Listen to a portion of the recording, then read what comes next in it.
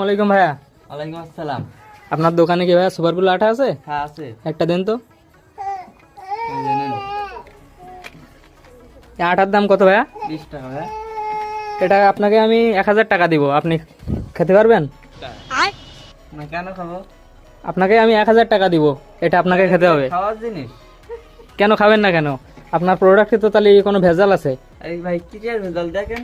আপনাকে আমি 1000 টাকা দিতে যাচ্ছি, তারপরেও আপনার প্রোডাক্ট আপনি খাবেন না কেন? ভাই আমি খাবো না এটা। কেন খাবেন না? না ভাই।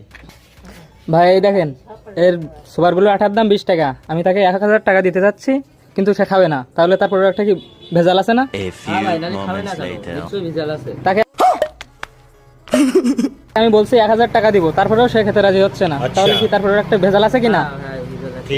ভাই তুমি খাবো না কেন? এই ভাই কিসের ভেজাল? দেখা নেন ভাই, দেখা নেন আপনি।